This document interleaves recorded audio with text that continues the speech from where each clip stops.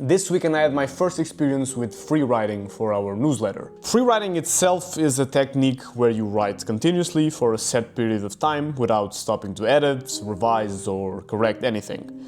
The core principle behind it is to just let your thoughts flow directly onto the page without letting your inner voice or inner critic interfere. For me, it was an interesting case of breaking the rules that I had thought were correct and letting go of preconceived notions of how something should go, in this case, writing. With this new way of doing things also came a new mode of thinking. By not stopping or editing, I found it a lot easier to develop ideas I had difficulty processing just inside my mind. Trying it out for the first time felt weird at first, for sure, but as I kept going, it started to feel liberating. My fingers were moving automatically through the keyboard, almost if there was a connection from my brain directly to the computer screen. What started out as one idea quickly developed into 4 different ones. Seemingly unrelated at first, but eventually, because I just kept going, they all connected itself in a way that I could have never achieved the usual way I write, by trying to edit and write and develop the ideas at the same time. Ideas I didn't know I had suddenly appeared on the page. And I wasn't writing better necessarily, but I was writing more freely, with less hiccups. You see, traditional writing tries to do 2 things at once, like I mentioned before: polish and create. You develop ideas while making sure that they fit the narrative of what you're trying to say. But what if these 2 things should be separate? Should is a funny word in this context, because the more you write, the more you realize that there is no correct way of writing. And as such, the word should doesn't really make any sense in this context. There's only what you experiment with and the results. If free writing is something that works for you, then you should use it. But if it's not, then you should keep experimenting with different things until you find out what works for you. Even in my case, despite enjoying free writing and thinking it gave me a lot of value, I'm sure that I won't stop there. I'll eventually have to develop another mode and system that is more customized to the way I do things. It's just that free writing, for the moment, is a lot better than what I was doing before. But this doesn't mean that I'm finished and that I found my way of doing things for the rest of my life. As I grow and experiment with different things, I will have the same realization I have from going to the way I was writing to free writing. The fun thing about this is that once a rule is broken successfully, others start to be questioned. If the right way to write wasn't actually right for me, then what else am I missing in other areas of life? We apply this form of thinking to everything. We like the idea of following protocols outlined by experts. But once we actually stop to think, any rulebook or guidelines have to have been created by someone that have no rules or guidelines at first. They have to make them up themselves. And all other works were eventually just copied or inspired by that. But the original idea didn't come from someone that was just following the rules. Someone had to have been an original creator at some point. We assume that because rules exist, they have value and should be followed. But what do we base ourselves in when thinking this? Public consensus, history itself, results, and the history of results a certain system has have. But this doesn't apply to the individual. A collective is easy to study and predict. Humans joined together become predictable, and you can make recommendations to improve collective outcomes. But individuals are a bit more tricky. Despite several individuals making up the collective mind, you cannot accurately predict what a certain person is going to do in any set of circumstances. We cannot cater well to the singular.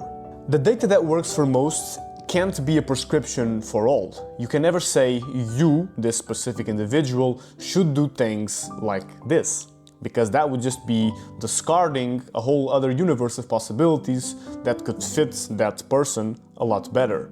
Rules are malleable, because one person would fare poorly inside of them, but they could be wildly successful if they just drift out of them a bit. The opposite exists too, and is by definition more common. Most people will fare well inside of the rulebook and the guidelines. That's why they exist. Once again, the collective tells us this. But this shouldn't and can't satisfy us, because the possibility of us being outside of the norm in at least one area of our lives isn't really a possibility, it's almost a guarantee. You'll be inside the norm in most things, but wildly outside it in a few select bunch. We're not all slightly different versions of the same template. We're fundamentally varied in how we think, create, and operate. Your brain literally processes information differently than mine. Your energy will peak at different times of the day. Your motivation will respond to different triggers and values. The question isn't really whether you're different, it's just where. And I'll go even further. The area of your life where you feel that you are an outcast and different, and where the rules don't apply to you, is precisely the thing that you should be following and investing more of your time in. It's in this field that we can contribute with original ideas. The different perspective that the outcast can provide is alluring for all of us. We all enjoy the underdog story. We romanticize the underdog way, and we want people who prove that the opposite is possible. People from different and improbable backgrounds, with unlikely paths. We want to say that he did it despite all that, because in that phrase we are shown what is possible, that the different way of doing things can be more optimal than the normal way. This is why the underdog trope works so well in movies. Just take Rocky, for me the best movie and story about an underdog. We all want to see Rocky Balboa succeed.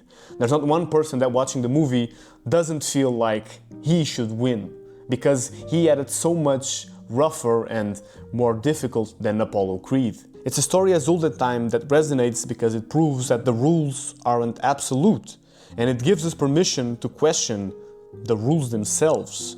When you see Rocky in Rocky IV training compared to Draco, it's an extreme but very good way of showing this. Rocky taking all the unconventional approach of carrying logs, pushing a sled through the snow, very underground and gritty way of working out that sure wouldn't be according to science. And on the other end we see Drago followed by a lot of scientists and coaches with the best machines that the Soviet Union could provide, and still he couldn't win. We all love that this apparently wrong way of doing things can succeed. By breaking the notion of how something should go, we uncover the way it must be for us. To be passionate and to enjoy our work, we must customize the process behind it. The only way to figure this out is through the grueling process of self-experimentation, which usually comes after having followed the guidelines for a respectable amount of time. You have to experience it and be unsatisfied with it, so that you can have this idea and this drive to create something new, a new way of doing things. But with this experimentation comes failure. You try writing at night instead of the morning and you produce garbage. You experiment with no outlines and create a mess. Most experiments fail, and that's the whole point behind them. Each failure teaches you something that the rulebook could never. It reveals your actual constraints and not the assumed ones that society has imposed on you. You learn you need some structure, just not the kind that they taught. Maybe you discover that your creative peak is mid-afternoon and not early morning, or that you work better in bursts than long sessions. It doesn't really matter what it is, it just matters that you find what works for you. The project you need to create doesn't exist yet, and so you need to will it into existence, to some regard to prove to your past self that they weren't faulty or broken, that there is indeed a way of doing things that you enjoy and will get you the best results. And this matters. It's easy to say you don't get along with the norm, but you must earn the right to say so. That right is the results you present. If your different way gets you nowhere, then you haven't actually created anything worthy. The tortured artist only wins when the public recognizes him. And this is something that would maybe disgust him, but that is also inevitable. We don't live in a bubble. You can claim that your process is pure and that you create only for yourself, but if no one interacts with your work, then something is missing. Despite preaching that the process should be the end, it can't be. Not in its entirety. That idea has a lot of value, but we can't disconnect the results from the process entirely. Results matter. You create to communicate, to connect, and to add something to the world. That requires other people to receive it. The balance exists between your way of doing things and still delivering good work as perceived by others. Your unique process must deliver something value, because the freedom to work differently comes with the responsibility to also work effectively. I found that free writing works well for me. The distinction between creation and optimization really helps me just let out my creative juices and ideas. Trying to do both of these things at once wasn't working that well for me, and it was blocking me a lot. And this is the pattern for anything. You find the pattern that goes against your nature, you separate what is meant to be together, and then you create something that is specifically your own. It's like the great quote from Bruce Lee. You have to absorb what is useful, discard what is useless, and add what is specifically your own, and create your own way. So on a final note, I would just encourage you to pay attention where you resist, where the normal way just seems that it's not working for you. It's likely that there is something that you need to change or customize in order for it to work.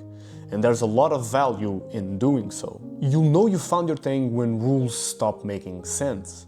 You just need to trust the process long enough and refine it until it is yours. And through it, you'll show the rest of us what is possible.